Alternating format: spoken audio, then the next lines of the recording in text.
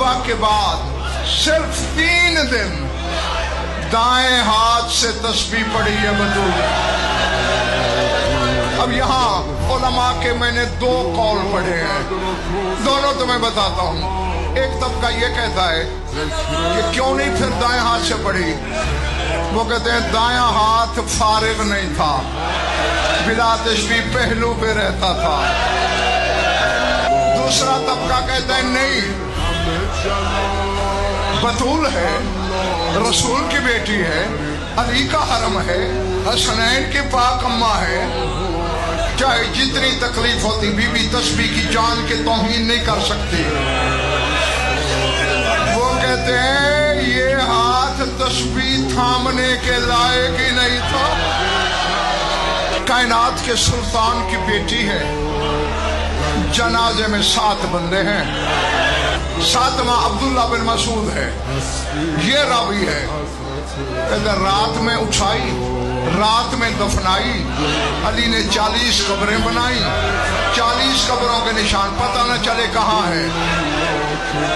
दफनाने के बाद कहा हसनैन जी बाबा घर जाओ, चले गए। फिर हम 7 से कहा तुम भी जाओ। इब्न मसूद कहता है मैं अली के कदमों पे गिर पड़ा। मैंने कहा मौला मेरा दिल अकेला छोड़ने को नहीं चाहता, बीबी के सदके मुझे इमाम बन के हुक्म न देना। अली ने इशारा किया बैठ जा। बस खत्म हो गई मेरी बात। अब्दुर्रहमान मसूद कहता है जन्नतुल बकी की टूटी दीवार पे बैठ गए अली। पहले हिचकियों से रोए,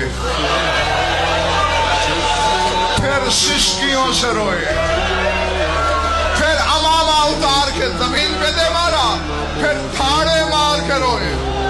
इब्न मसूद आरान का कहता है या अली तूने तो मैदान जंग में मौत को रुलाया है। या अली अल्लाह की अमानत थी, अल्लाह ने ले ली, सब्र कर।